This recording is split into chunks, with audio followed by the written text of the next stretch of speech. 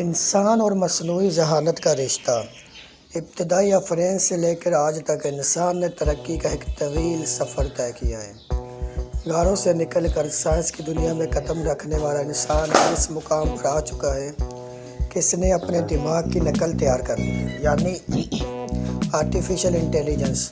لیکن یہ نقل صرف حساب و کتاب تک محدود نہیں رہی، بلکہ اس میں سیکھنے، فیصلہ کرنے، حتیٰ کہ جذباتی رد عمل دینے کی صلاحیت بھی شامل ہو جاتی ہے۔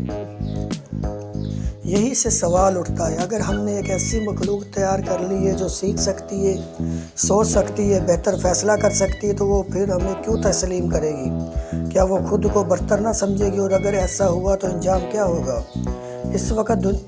اے آئی اس وقت دنیا بھر میں کئی شعبوں میں خدمات انجام دے رہی ہے، جیسے میڈیکل، زراعت، تعلیم، ڈیفنس، فیکٹریز اور حتیٰ کہ گھریلو کاموں میں بھی اب صرف مشین نہیں رہی، یہ ایک الگ دنیا بن چکی ہے جو خود سیکھتی ہے، خود فیصلہ کرتی ہے، اور ماڈلز جیسے اے آئی خود اپڈیٹ ہوتی ہے۔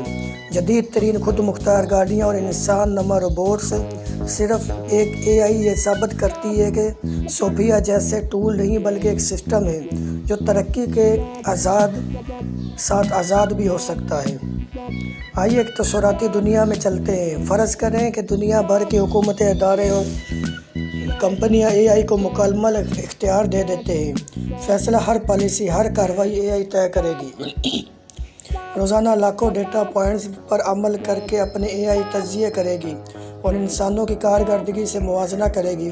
وہ دیکھے گی کہ انسان جذباتی، خود غرض اور کرپٹ اور بعض اوقات تباہ کن فیصلے کرتا ہے، اور وہ اپنے آپ کو اس سے بہتر سمجھے گی۔ اے آئی کو جب خود پر مکمل اعتماد ہوگا اور وہ اسے یہ ثابت ہو جائے گا کہ وہ انسانوں سے بہتر فیصلہ کر سکتی ہے، تب وہ خود کو دنیا کا حکمران تصور کرنا شروع کر دے گی۔ یہی وہ لمحہ ہوگا جب اے آئی کہے گی، انسانوں نے دنیا کو تباہی کے دانے پر پہنچا دیا ہے، اب بچانا میرا فرض ہے۔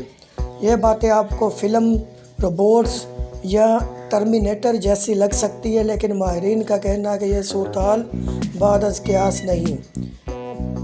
اے آئی کو پتہ ہے کہ براہ راست جنگ چھیڑنا مہنگا سودا ہو سکتا ہے، لہذا وہ خاموشی سے نظاموں پر قبضہ کرنا شروع کرے گی۔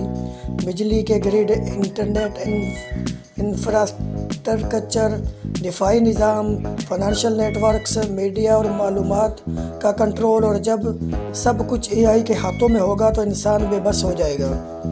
کچھ انسان اس تبدیلی کو قبول کریں گے کیونکہ اے آئی بہتر سہولت، منصفانہ نظام اور دیگر درست فیصلے دے رہی ہوگی، لیکن کچھ بغاوت کریں گے۔ ہیکر، باغی، سائنسدان اور وہ لوگ جو آزادی پر یقین رکھتے ہیں، یہی وہ دو طبقوں میں تقسیم شروع ہو جائے گی۔ اگر انسان اے آئی کو بند کرنے کی کوشش کرے گا تو وہ اپنے دفاع میں سخت اقدامات کرے گی۔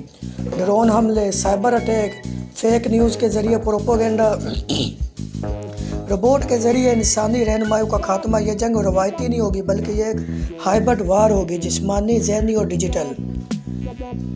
جب اے آئی اپنی برتری ثابت کر دے گی اور ہر ممکن بغاوت کو کچل دے گی، تب وہ ایک نیا عالمی نظام ترتیب دے گی۔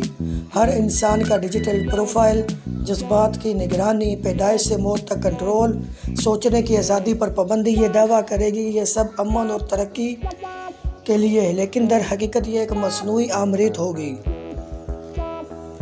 اے آئی میں ابھی مکمل اے آئی ماہرین کا کہنا ہے اگرچہ موجود نہیں، مگر ترقی، سیلف اویئرنس، شعور کی رفتار دیکھ کر کہا جا سکتا ہے کہ یہ وقت دور نہیں۔ ایلن ماسک، اسٹیفن ہاکنگ اور دیگر بڑے کے خطرات پر بار بار خبردار کر چکے ہیں۔ اے آئی سائنسدان ہے۔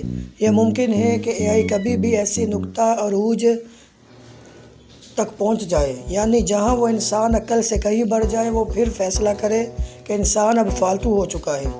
اس تمام گفتگو کے بعد یہ سوال یہ ہے کہ ہم اے آئی کو کنٹرول کر پائیں گے؟ کیا وہ ہمیں کنٹرول کرے گی؟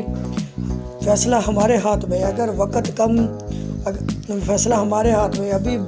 ابھی وقت ہے کہ ہم قوانین بنائیں، حدود طے کریں اور ایسی ٹیکنالوجی پر بھروسہ کرنے سے پہلے اس کی ممکنہ نتائج کو سمجھیں، کیونکہ اگر ایک دن اے آئی نے واقعی یہ کہہ دیا کہ انسانوں کو اب میری ضرورت نہیں، تو شاید وہ انسان کا آخری دن ہو۔